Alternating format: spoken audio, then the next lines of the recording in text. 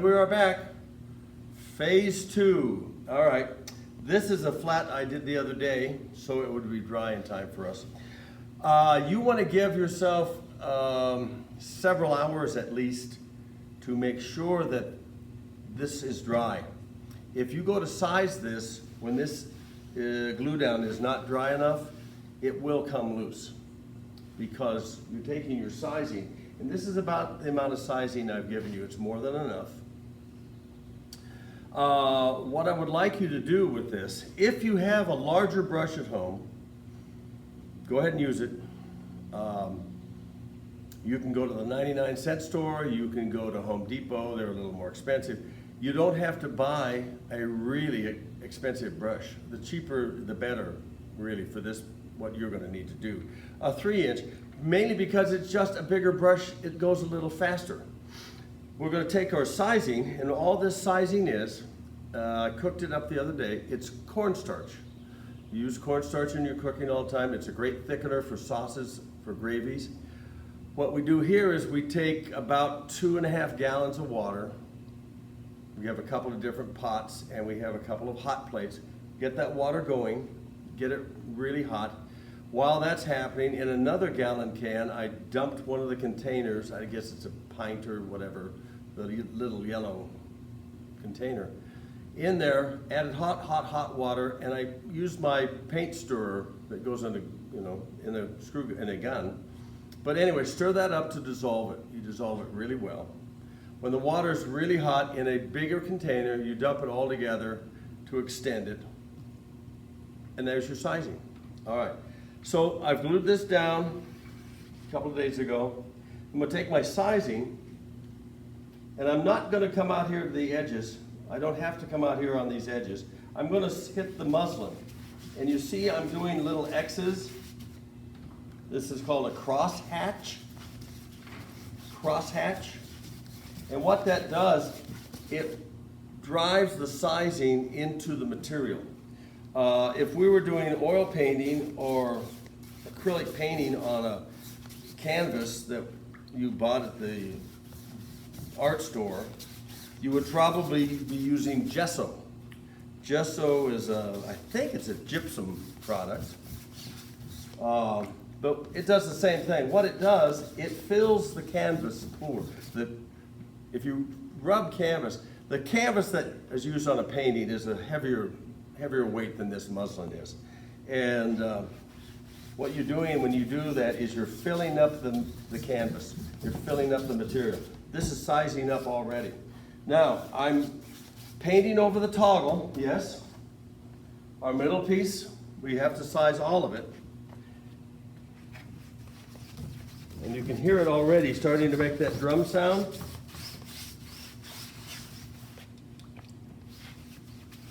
This is why I want you to put something down.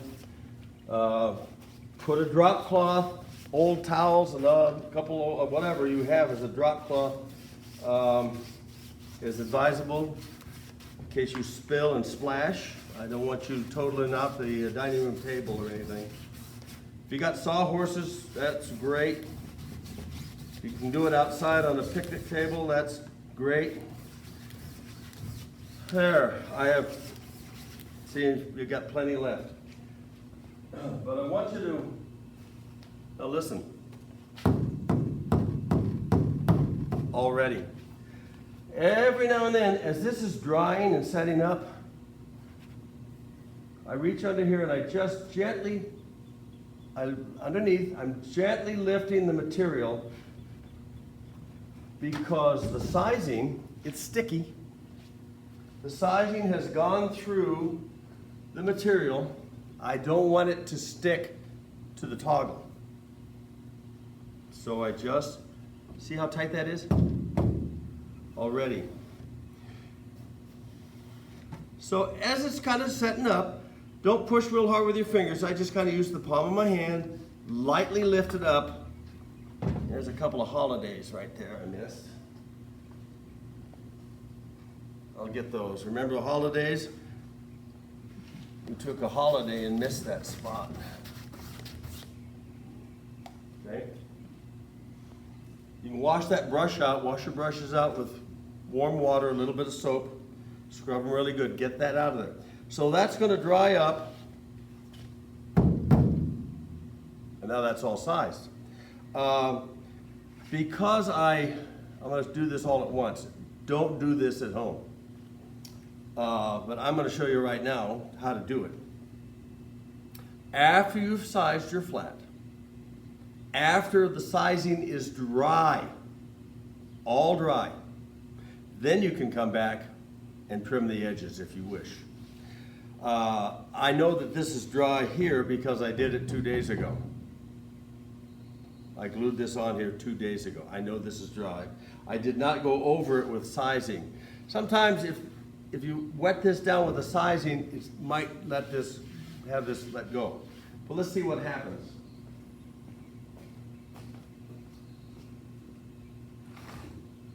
I'm also giving you a razor blade. One of these razor blades, if you don't have one at home. When you're going to come in the shop, you'll find the supplies laid out here on the table. These razor blades will be lying there. They'll have a piece of masking tape over the sharp edge. When this is dry, and only when this is dry, you can come in here. Let's start over at this corner. That's why we left an excess. I'm going to take my razor blade, and this razor blade is really sharp. So I take the razor blade in my fingers and I lay it. I'm laying it right against the edge. I'm laying it just like this, against the edge of the flat. And I just slide it along like that. Just keep it flat. Don't tip it, gouge it like that, because you'll end up cutting through. Just try and keep it flat. You've got a little loose thread, cut that off. I can come around here. Watch your fingers. No fingers. I got a little practice.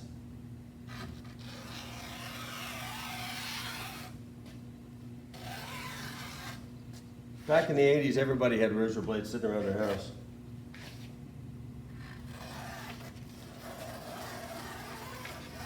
There you go. You can save these and make Dutches out of them. You know what you shouldn't, and when you throw those in the trash, put a piece of tape on the edge like you found it. It can cut through itself, you know, might cut through the trash bag. At some point, you know, trash pickup person doesn't get cut. Okay. So that's how you trim them, but only when this is dry, right? Okay.